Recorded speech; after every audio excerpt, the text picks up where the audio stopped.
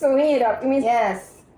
you're going to be circumcised, and then after that, you're going to close it up by Stitching it, yes. Okay.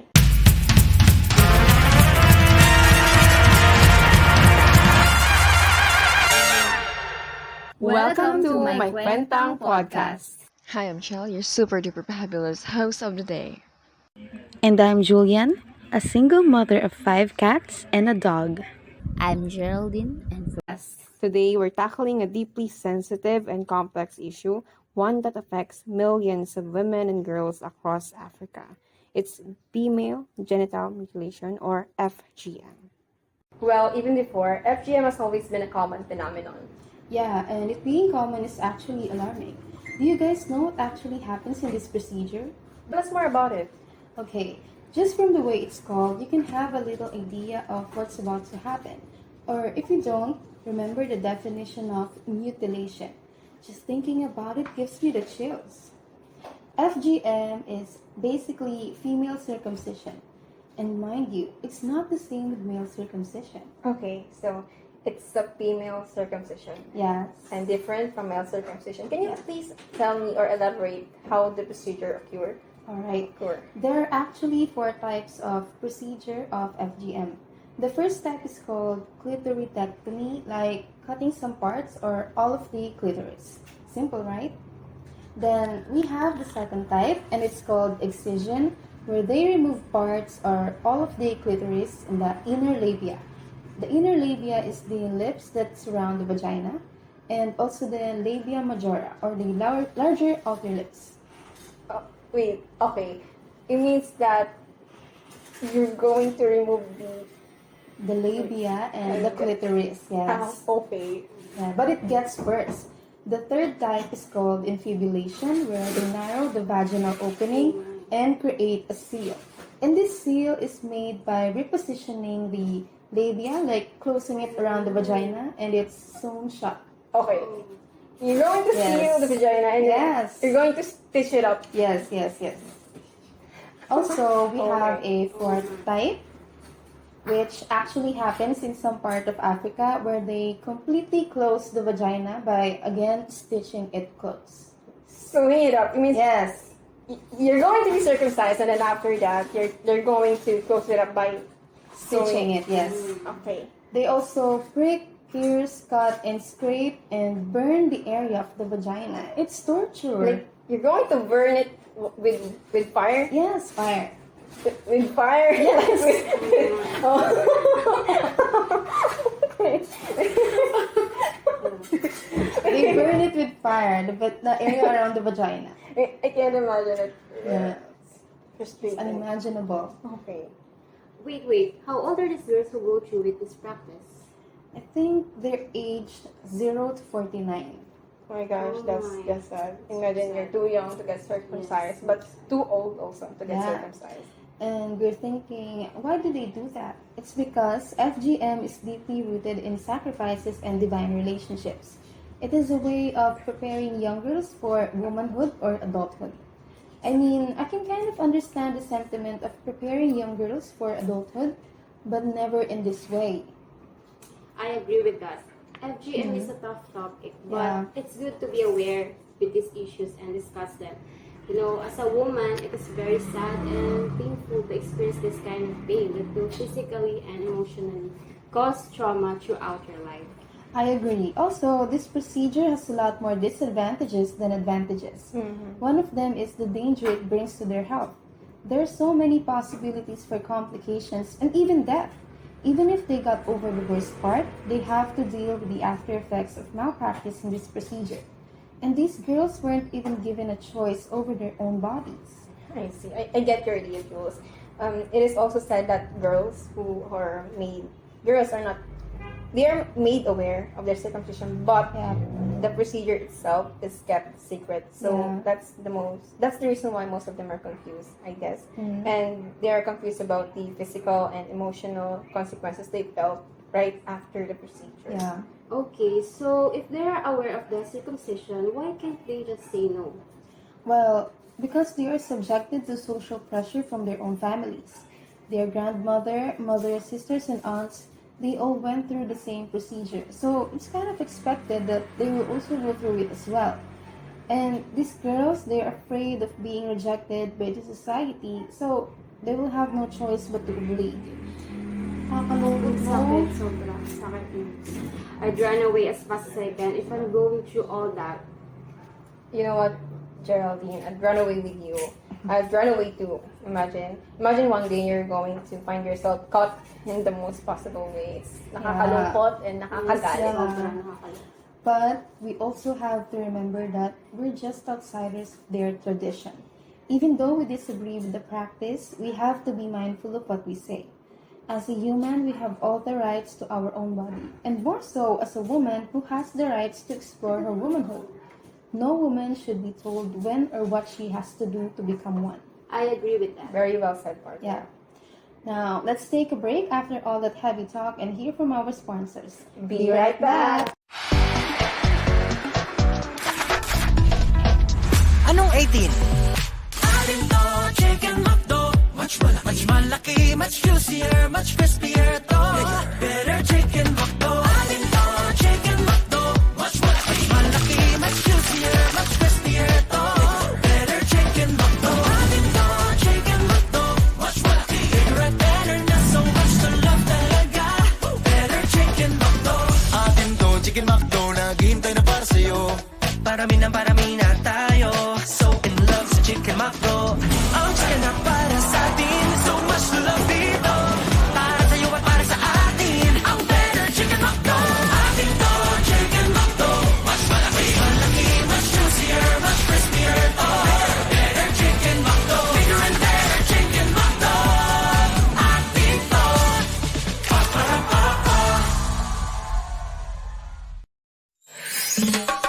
Pero mas masaya. Mag-best cheesy ang burger na. Hindi na hahanap ng iba. The cheesiest, beefiest ka na. Feels like the best when I'm with you. Best cheesy ang burger ko. Can't wait to bite into you. Best cheesy ang burger ko. Ay, cheesy on burger is the best. You deserve the best. Gotta have the cheesiest and the beefiest. Yan ang lahat sarap best. It's official best tasting yes. Won't settle, only the best. Cheesiest ko, beefiest ko. Best cheesy ang burger ko. Cheesiest ko, beefiest ko. Best cheesy ang burger ko.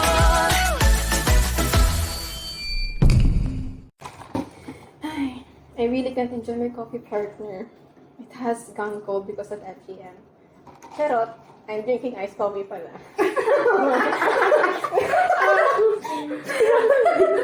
Okay.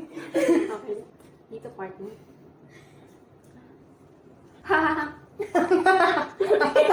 Geraldine.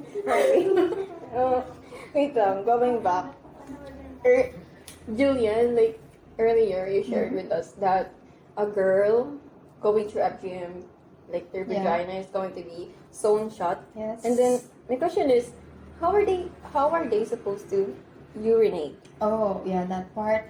That is the most freaky part of all. They actually insert a thin piece of wood, like a straw, to create a small opening in the vagina, and they urinate through that. Okay. Yeah. Okay, ang sakit po.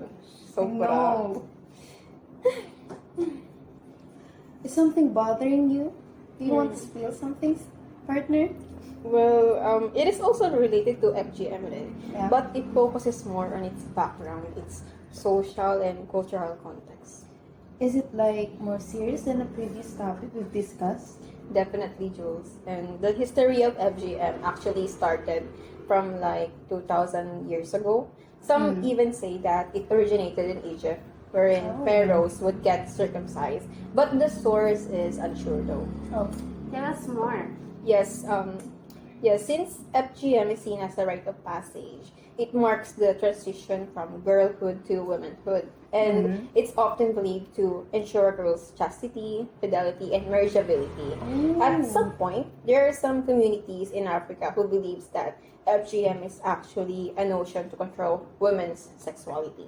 What? A young girl is expected to control her sexuality? That's weird. Really weird, okay? And this very belief has become part of their tradition. It marked their culture. And because of this, it has become the basis for the girls' social acceptance. Like, seriously, they will get bullied if they don't get caught. And for the girls who went through FGM, they will get to be celebrated because they have fulfilled their cultural duty. Just like that? Wait. How do these people see the girls who don't get caught? Well, there's actually a stigma. If you don't undergo FGM, you're considered as unclean, impure, and even unmarriageable. So if we live in Nigeria, there's a 99% chance that you, Jules, and I are unclean and unfit for marriage. And this practice is certainly not demure and not mindful. And so not cutesy. I agree.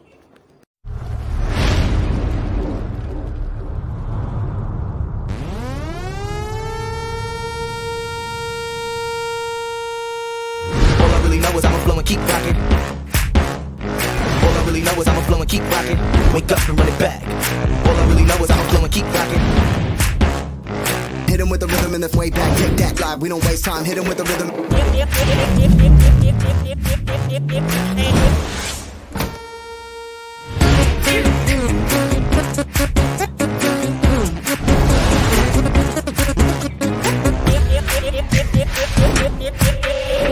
All I really know is I'ma flow and keep rocking.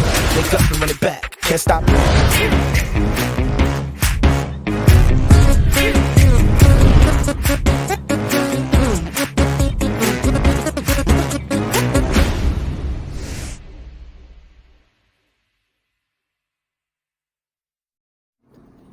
And we're back after that quick break.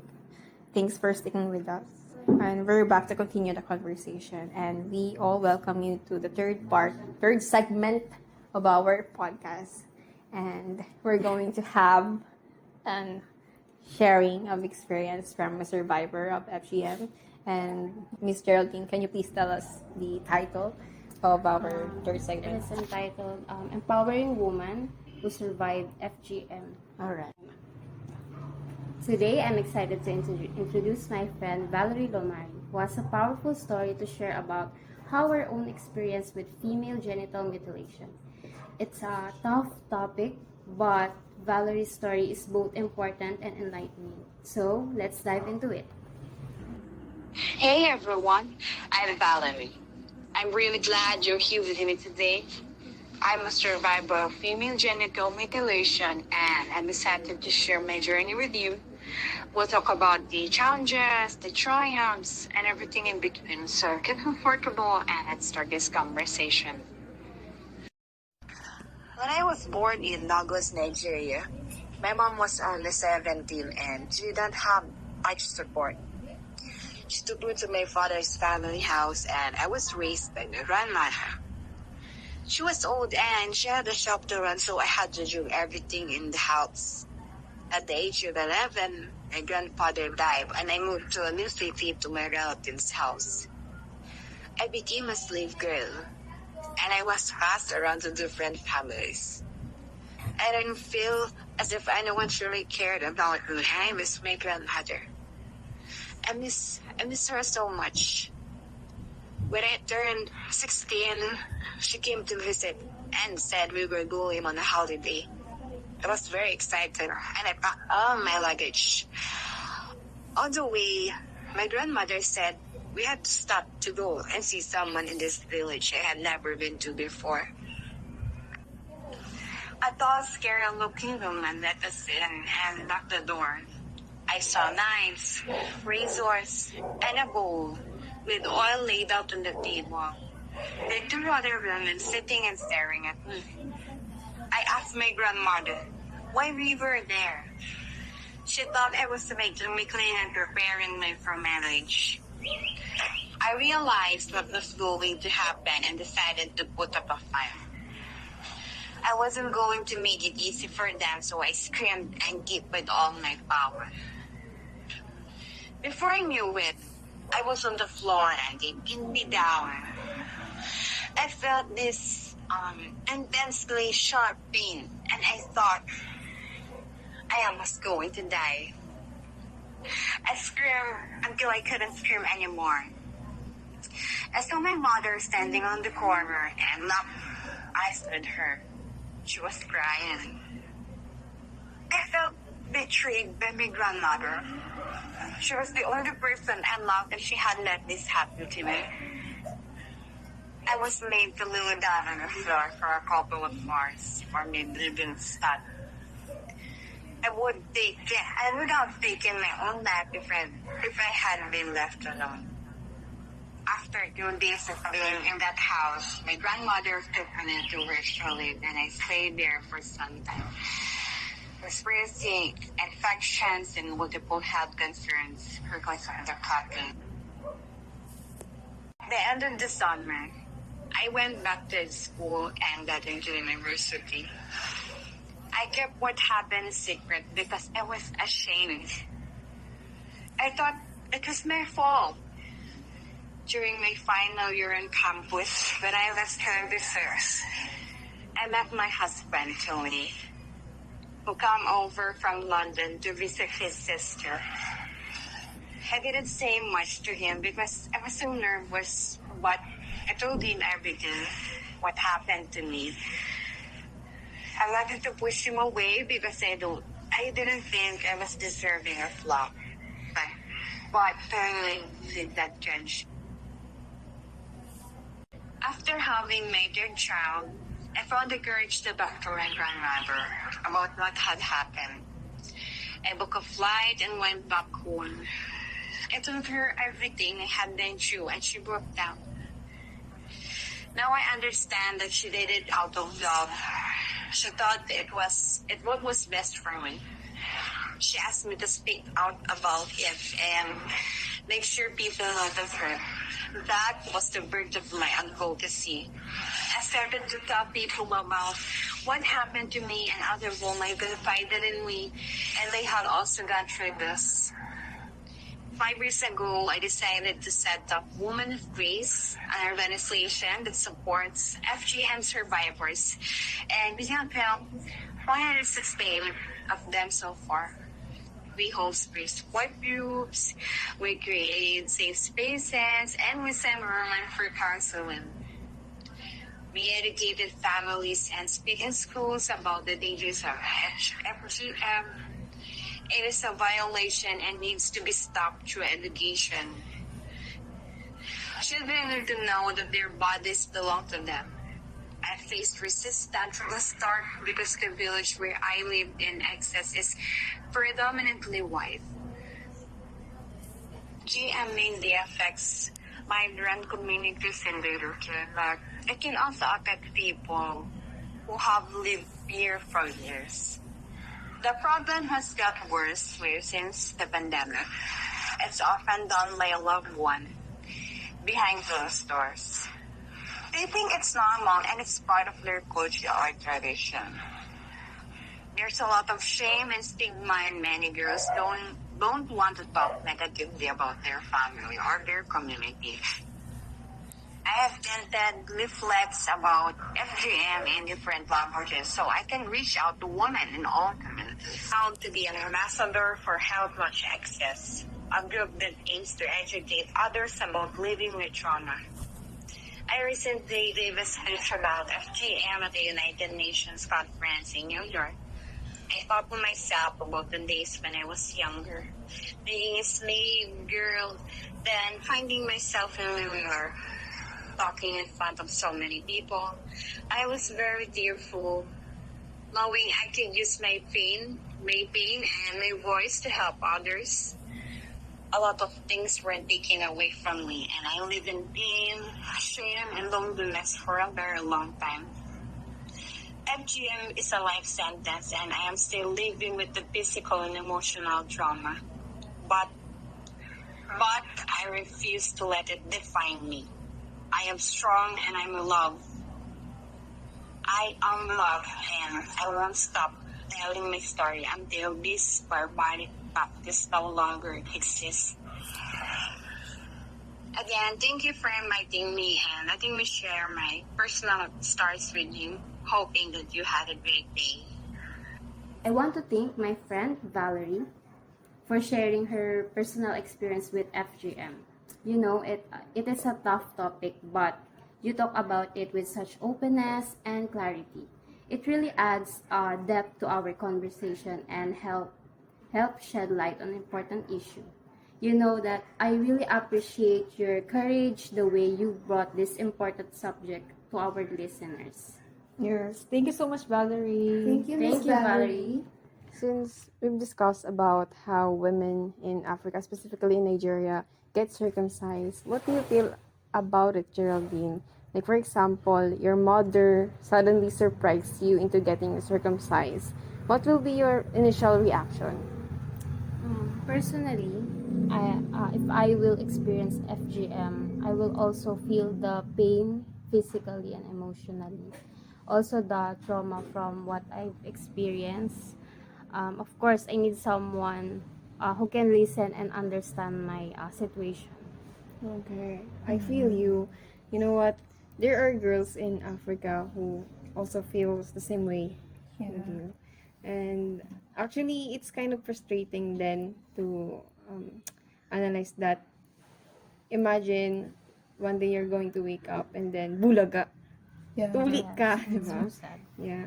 And then it's like parents in mothers specifically in Nigeria, they're like preparing their daughters to become a good wife. And a way to become a good wife is for you to be circumcised.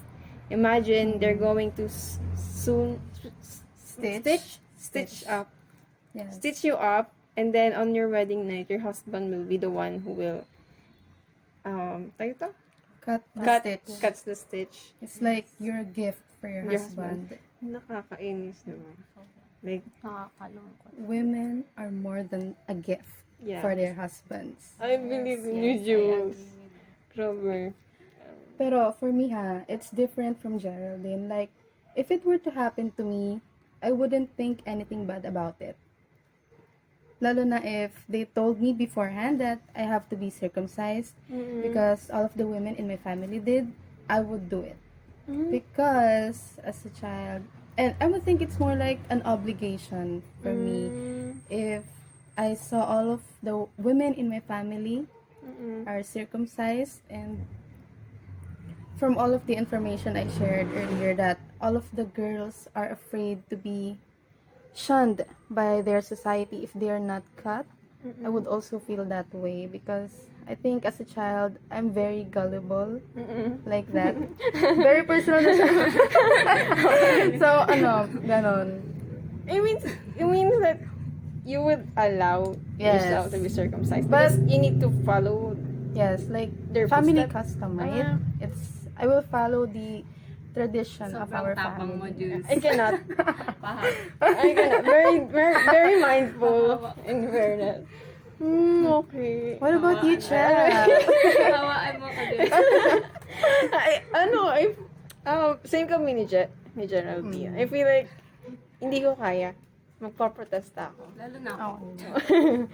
Because, from the beginning, since, even though, for example, I'm going to put myself in the shoes of a Nigerian girl, let's say her mother, her aunties, her cousin, her sisters went to FGM, still, I'm going to educate myself first.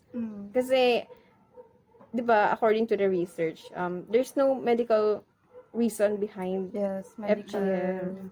Benefits. Advantages. So, to me, it's just like, hurting myself and then following a tradition na wala namang sense. It's like, you're just, true, parang, it's just like, you're following the norm. You're following the tradition because it has become a norm. Because everyone did the FGM. Yeah. Not because, ano ba? How will I put this? I'm not a blind follower. Yun. I'm not a blind follower. Sabi nga nila, yung dead fish. Ano yun? Only dead fish goes with the flow. And at some point, I realized na I'm not a dead fish. I have a mind of my own. I will decide for myself. Even though my mother will decide for me, I will, no, magpro-protest ako. If, for example, if na-surprise na, like, sinurprise ako na nandun ako sa process na yun, na circumcise na ako, maybe, magwawala ako. Magdadabog ako. Yan. Kahit sino naman. Magdadabog ako! Ganon. Yes. And then, yun na. I think, there's an ongoing war against FGM in Nigeria. There is actually an ongoing war. And then, maybe I'm going to become part of that if I live in Nigeria.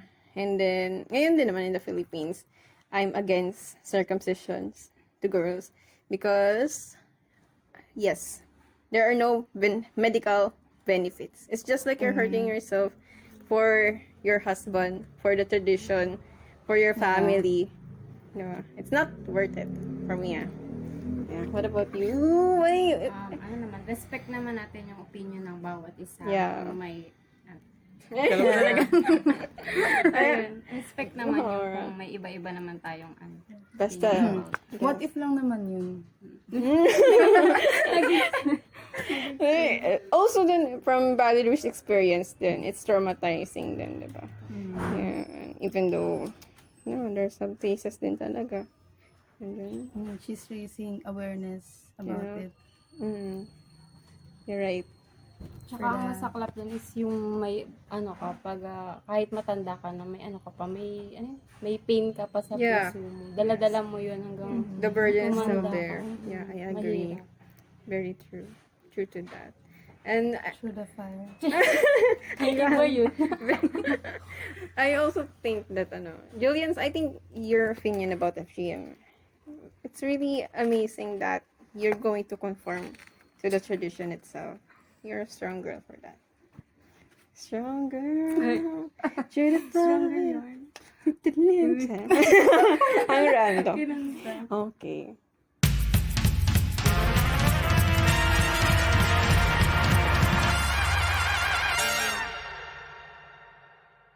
That ends our My Kwentang podcast against FGM, a girl suffering through womanhood, women with their empowering stories who inspired us today.